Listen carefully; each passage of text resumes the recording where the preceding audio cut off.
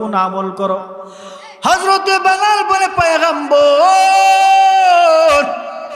আমি একটা আমল করি, সে আমলটা হলো আমি বেলাল যখন মসজিদে প্রবেশ করি, মসজিদে প্রবেশ করার সাথে সাথে মসজিদের সম্মান আমি বেলাল 2 রাকাত দুখুলুল মসজিদ 2 রাকাত নফল নামাজ পড়ি। ও পয়গম্বর হয়তো আল্লাহ তাআলা এই আমলটাকে আমার কবুল করেছেন, তবে পয়গম্বর এই আমলটা আমি দায়মি করি, সবসময় করি, কোনোদিন ছাড়ি না।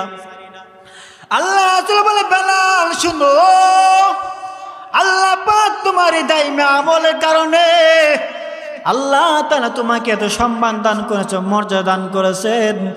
আল্লাহ রাসূল বলেন বেলাল রে শুনো দায়মি আমলের পাওয়ার কেমন। قال رسول الله صلى الله عليه وآله وسلم أحب الأعمال إلى الله أدومها وإن قل। আল্লাহ তাআলার কাছে ওই আমলটাই সবচেয়ে বড় দামি, যে আমলটা সবসময় করা হয়, দায়মি করা হয়। আল্লাহ রাসূল বলে বেলাল তোমার এই আমলের কারণে আল্লাহ তাআলা তোমাকে এত সম্মান দান করেছেন, এত মর্যাদা দান করেছেন। কে সে বেলাল? মক্কা বিজয়ের পর আল্লাহ রাসূল সাহাবায়ে কেরামকে নিয়ে পরামর্শে বসলেন। ও সাহাবায়ে কেরাম বলো মক্কা বিজয় করলাম, এখন মক্কা বিজয়ের পরে আজ প্রথম জোহরে আজান দেব, বলো এই জোহরের আজানটা কে দিবে? সাহাবায়ে কেরাম বিভিন্ন পরামর্শ দেন। কোন সাহাবায়ে কেরাম বলেন ও পয়গম্বর আপনার সাহাবী আবু বকর আজকে বিজয়ের আজান দেবে। রাসূল বলেন আপনি বসেন।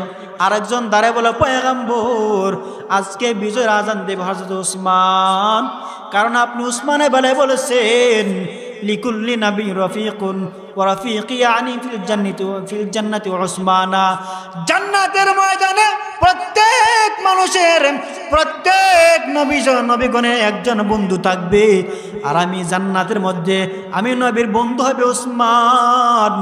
ও পয়গম্বর যেহেতু আপনার বন্ধু উসমান, অতএব উসমানই আজকে বিজয়ের আজান দেবে। শুধু তাই না গো পয়গম্বর, উসমান হলেন আপনার 2 মেয়ের জামাতা, আপনার 2 মেয়েকে উসমানের কাছে বিবাহ দান করেছেন।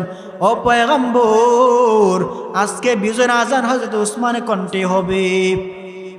সাহাবায়ে কেরামকে নিয়ে পরামর্শ বসার পরে আল্লাহ রাসূল সাল্লাল্লাহু আলাইহি সাল্লাম কিছুক্ষণ চুপ থাকলেন।